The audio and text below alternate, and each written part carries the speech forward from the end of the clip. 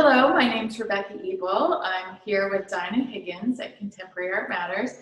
We are here on the occasion of her new exhibition, Pandemic Protest, a selection of new paintings in the gallery. And it opens today, Thursday, June 17th, and it's on view through July 15th, 2021. So I'm really excited to be here with Daina. We have worked together for many years. I was introduced to her paintings through Melissa Meyer. Yes. Yes, so she worked in New York as a studio assistant. And I was visiting Melissa in her studio, and there was a little painting on the wall, and I was like, what's that? And that launched several exhibitions later.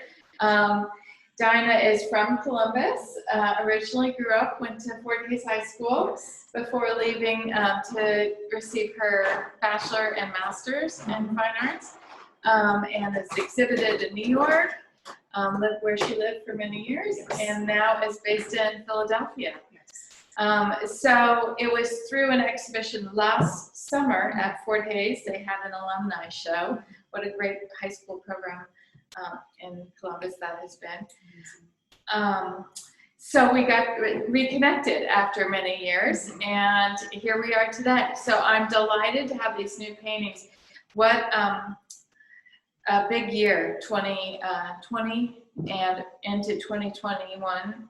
This has been worldwide with the coronavirus pandemic and the Black Lives Matter protests sparked by the murder of George Floyd. So, like many artists, I know that you found yourself at home.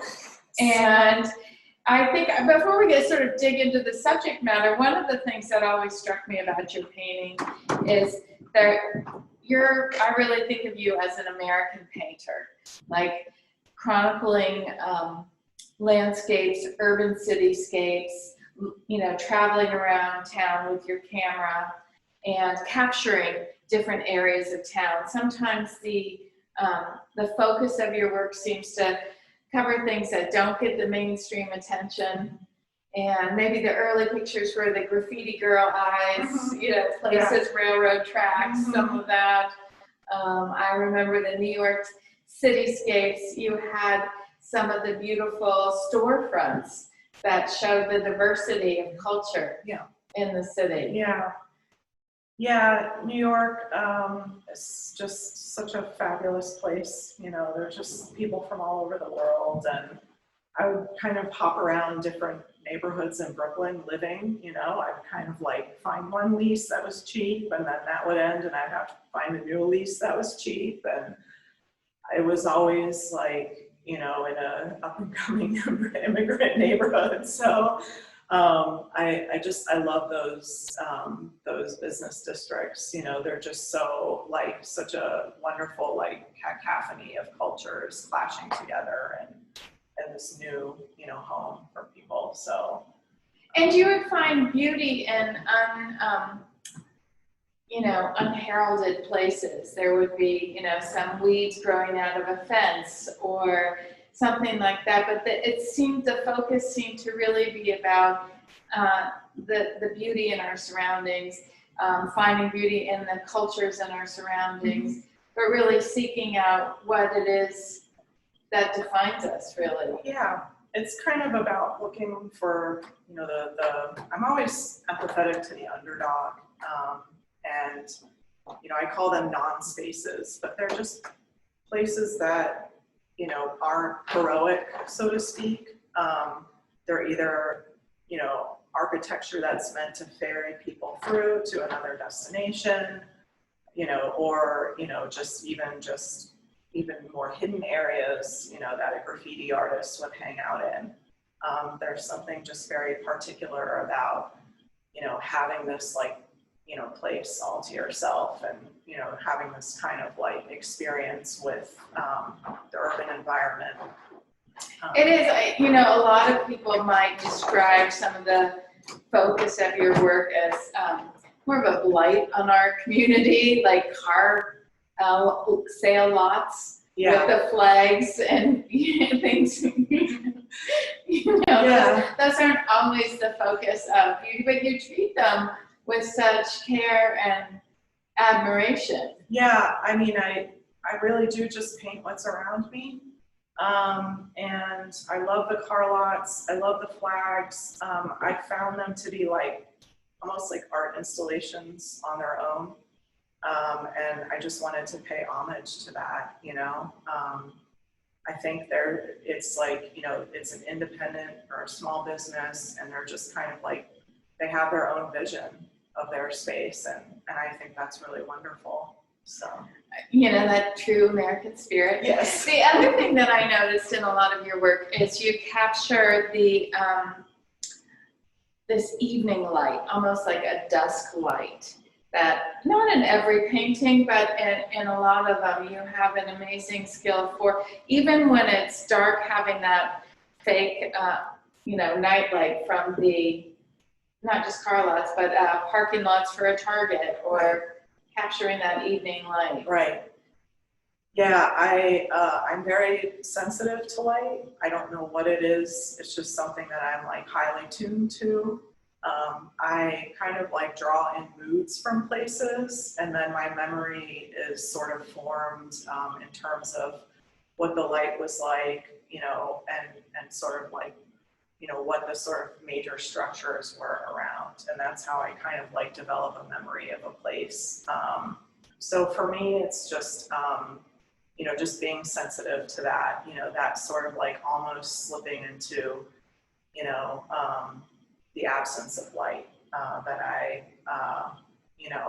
I'm just drawn to that sort of scenario. Well, what makes it remarkable also is it brings out a really intense color. Yes, yes. Like in the painting behind us, this is, daytime, obviously. Yeah. But a lot of the works, it brings out these sort of really bright colors. Yes. That maybe bleached out during the day. Exactly, yeah. And I think as a painter, painters, they pick up colors in their daily environment. They're always looking for, colors and breaking down things in terms of color. So, for me, color can be symbolic, the sort of orange glow of the sodium lights, something from my childhood. I grew up on the Walhalla Ravine, and there was a street lamp in the Walhalla Road, down at the bottom of the ravine, and the light would shine into my, bedroom window, and that sort of like,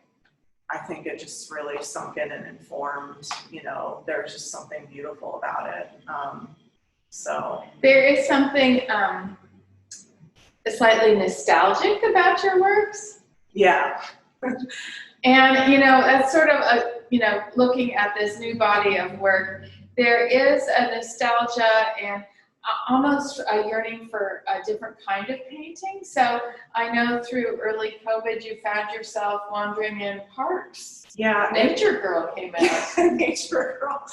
Yeah, it's funny, I've always considered myself an urban landscape painter, but I think just something about COVID just made me want to like focus on more organic forms.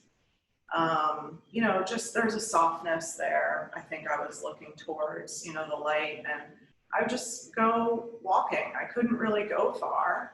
So in the evening, my husband and I would go for walks in the park, and I would just find like trees that looked, compelling to me. And I sort of have this like little map in my head of all the amazing trees around, and I check in on them periodically and throughout the seasons. So, well, you can't even tell that they're such urban parks, many of them. Yeah. And again, you've got sort of this twilight, evening light happening. Yes. And there's a real sort of almost German romanticism. Mm-hmm. So I feel like you're nostalgic, not just for personal experiences, but tapping into art history. Yes, absolutely. I love the German Romantic painters. I know you mentioned Caspar David Friedrich, which is one of my favorite landscape painters. And Yeah, Wissahickon Park in Northwest Philadelphia is next to where I live. It's very easily accessible. But when people go there, they are usually for the first time stunned to realize that they are in the city of Philadelphia. And it's just a vast sort of like, you know, hillside with trees. And Edgar Allan Poe wrote a poem called Morning on the Wissahickon. It's just inspired, you know, artists and poets through the generations. And so I'm happy to be a part of that tradition. Oh, that's great. Yeah. And then starting with the protest movements, the Black Lives Matter protests in the city, well, actually in cities around the globe. It wasn't just in Columbus or in Philly. Mm-hmm. And, you know, that has clearly inspired some of the subject matter. Yes, yes. So I couldn't really not address it. For one thing, I was almost kind of worried that as these statues were graffitied on, you know, the graffiti would make them come down, most of them. And I was worried that that moment of having this statue with the graffiti on it would be lost. And so I wanted to, I don't know, I guess remember that moment where there was that clash between, you know, history and the sort of individual form of the statue versus the collective action of people. So you really, you know, channeled your focus on this time period and this energy into the monuments. Yes. And some are they all real? I mean, I know there are a couple that are real, but you've also, the monuments have taken leave. Yeah. I started to think like I really wanted to be at all of the protests that were happening, and it was like such a yearning that I thought, well, what if I just brought them into like my world, you know, or, you know, kind of imagining like where they would end up, you know. There's a lot of discussion around that, you know, what's going to happen to these, you know, statues, these monuments, you know, what should be done, where are they now? A lot of them were tossed into lakes, you know, and rivers. Some were just dragged off, and I kind of envision them just like, I don't know, being in nature, or just being deposited somewhere in a park to just rot. To me, that just seems like the most appropriate. Well, I like you have Christopher Columbus in the woods, Yes. and it's very dark, but his hands are painted red. Yes. He's got blood on his hands. Yes. And he just looks a little lost. I think he thought he found something he maybe didn't. Well, I think it's really an interesting, you know, reflection on monuments and on this moment in time, and what the monuments represent, and, you know, how they came to be. Yes. And where are they going. So I know you're involved in a monuments group. Yes, so I'm working with a collective called Toppled Monuments Archive, and we are basically building out, you know, a database of toppled and removed monuments for contested monuments. And, you know, the plan is to build a digital cartography site that will kind of track, you know, what is happening to these monuments all over the globe. So, You know, they're such an important part of contemporary history and how we see things, and they really do symbolize so much. And, you know, I think when they're there, sometimes you just take it for granted driving by, but they do represent our culture. yes, And our values. Yes, they absolutely do. And I think something I thought a lot about over this past year is like the concept of individualism, and how a statue represents the idea of the individual, or the great individual. But they often don't tell the story of, you know, how they got to where they were, what the collective, you know, like what all the efforts of the collective body of people around them, you know, fed into their greatness, and how that worked, and how that is kind of an opposing force, you know, to this concept of American individualism, which we've seen over the past year has been sort of problematic. Well, it is. It's like, who gets to write history is the one with the pen, or in this case, who is the last word is the one who pays for the monument. Exactly. And so it's never quite as clear cut as you might imagine it would be. Yes. So it's very interesting, and so in a lot of ways it circles back to your graffiti days, like focusing on that subculture, the counterculture. Yes. Yeah, it's I take it you don't see them as a group of hoodlums and bandits. No, absolutely not. no, they are hardworking artists to me. And I mean, graffiti taught me so much. It taught me everything I know about, you know, property and public space, and how we design spaces, and what the sort of, like, you know, I don't know, role of an artist is, you know. It taught me a lot. So I think, I think, you know, while these, I wouldn't call the people defacing the statues artists, I think what they're doing is a form of, like, maybe performance art and protest, and it's just really about, you know, people getting together under one goal, or, you know, common, you know, unifying theme, without, you know, institutional support, or, you know, from above, really. So. And on a technical level, I know the early paintings that we first showed in the gallery were all little, you know, 8 by 8 or 15 by 15 paintings made with spray paint. Yes. So that was excruciating to make. Yeah. And these are much more traditional, if you will. Yeah. Oil paint. Oil paint. Yeah. I love oil paintings. I love the way they look. I've just always wanted to master this medium, you know. Spray paint, I love spray paint too. I had to leave it behind. It's not the healthiest thing to work with, you know, day in and day out. So you're becoming the establishment now. I am becoming the establishment. Yes, that's what happens when you get older. So. Well, no, it's great. It's great. I love the rebel voice is still here in the works, with you know, an appreciation of nature, or a growing appreciation of nature. Absolutely. Yeah. I have worked with architects and landscape architects in Philadelphia. As a day job? As a day job, yeah, and it's really important work, and you know, how we can make our communities more, you know, involve more of the natural world, and how we can sort of cohabitate better on this planet with